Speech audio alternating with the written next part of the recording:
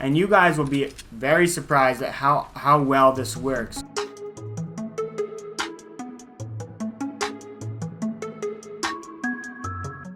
Yo, what's poppin', guys? It's Smuve back with another video.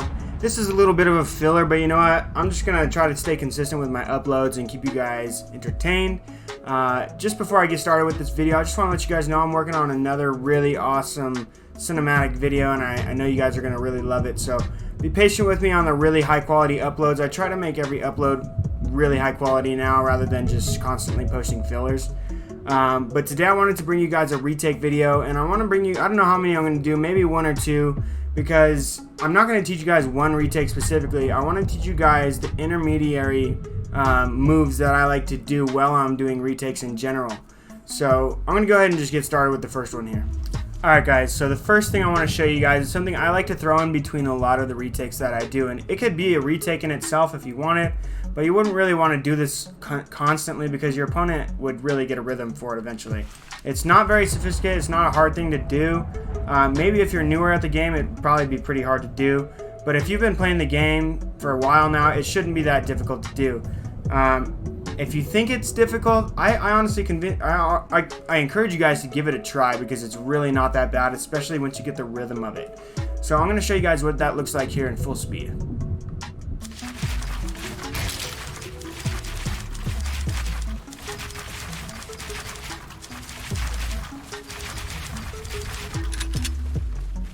Alright, so that's what it looks like in full speed. Let me go ahead and just show you guys what it looks like really slowly. So the most difficult part, honestly, is getting it started, because when you place your cone, I have a bad habit of editing both of these tiles and catching that with the wall. Now, it's a bad habit because I get shot through this little peephole all the damn time when I'm doing this retake. So the right way to do this, and the better way to do it, would be to edit a single tile on your cone and start from there. Now, once you edit the single tile, you obviously can't place anything on top of your cone, so you have to catch it with the wall and place the cone above. So once you do that, you place a ramp, floor ramp. I'm sorry, let me back up. Once you place that, you place the ramp, and you kind of do a faith jump like this. Okay? So there's really nothing to land on until you place a wall, and rotate it around. Like that, okay? So it's really not that hard. Really, all you got to do, edit the cone and wrap your camera back around the single cone you edited. Okay. At the same time, look back up, and you'll place that ramp above your head, protecting you from them again.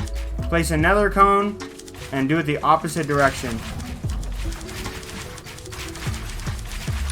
It's hard to get used to at first, but I promise you guys, it is really effective.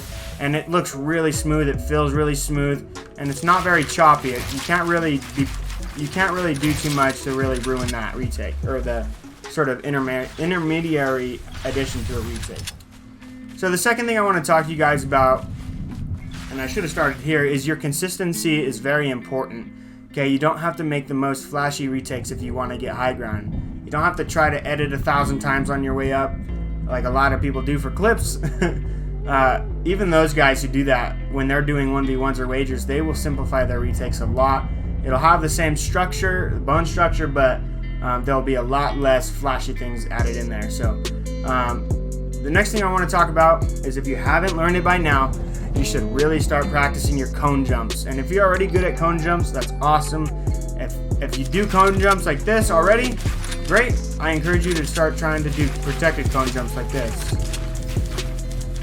Okay, try to do protected cone jumps. Place walls through your cone and protect your side jump, because it gives your opponent just a little bit less of an angle, and you can place an immediate ramp above your head once you do the jump itself. Oh my goodness, like that.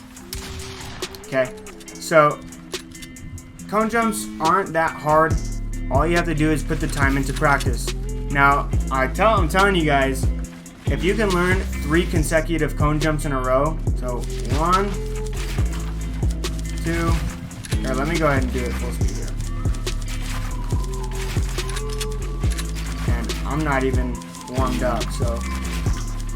Okay, if you could do 3 consecutive cone jumps just like that, you will get high ground back from your opponent so often, probably at least 75% of the time, just by doing a triple cone jump.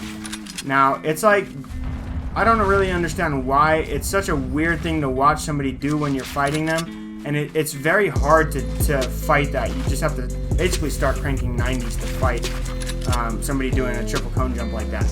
But I'll make it a goal for you guys. Just try to learn a triple cone jump, okay?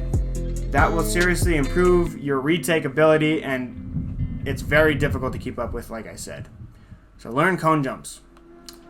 Alright, so the last thing I'm going to talk about, and this is not a retake, it is being very cognitive of where your opponent is at and learning how to build in a way that continuously blocks your opponent from seeing you while you're doing retakes or building up to them. I get a lot of comments when I 1v1 people just saying that it's incredibly frustrating to fight me because they can never get a shot off on me. And the reason that is most of the time people above are afraid to drop down and take a shot like this. You know, they're afraid to lose their high ground. You need to understand that high ground is not everything in Fortnite today, like everybody thought it was, okay? You have to be able to take the chances and drop down, look for angles, build off to weird directions like this, and look for a shot where, you know, if you were directly above them, you would never be able to get a shot off on them. Okay, so being cognitive of where your opponent is, let's talk about if you're on low ground first. So when I'm doing retakes, I don't think, oh, I'm going to do this, this, and then this. I think about where's my opponent, okay? If they're like higher, or if they're medium, like the same level as me, or where they're at specifically. I try to just basically block my opponent off as much as possible from seeing me. Okay, I've seen retakes recently where people are like, just do that every time. Just do that. Okay, that doesn't make any difference when you're trying to fight an opponent, unless they're shooting you down a lot and you're just trying to reinforce your structure. Okay, but what's more important than doing anything like that is being cognitive of where your opponent is and constantly just placing builds that are going to block them off. So in my head right now, I have an opponent sitting behind me, and I want to just keep them from seeing me. Okay? Even if I mess up, I'm still blocking them. Okay, something I like to do when I do double 90s and I'm facing them is I'll do a double 90 and I'll place these cones and then just immediately turn back around and continue going the direction that I was running away basically.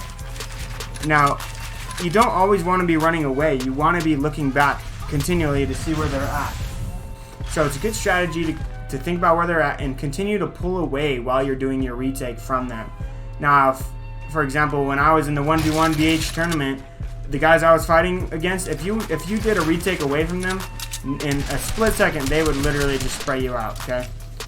It's unfortunate, but it happens in wagers. It happens in all sorts of occasions if you're taking it 1v1 seriously. So in that situation, I would recommend doing your retake, or at least changing your retake, where I would normally go this way.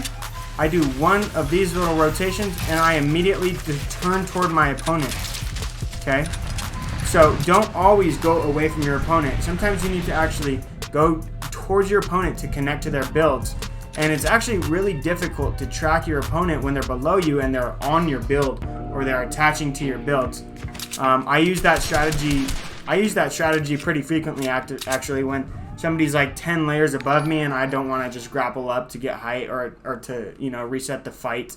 I will actually go build close to them, attach to their builds, and almost just wrap around them like a 1x1. Or wrap around their 1x1 and build around them and use their builds to protect me as well. That about wraps up the video, guys.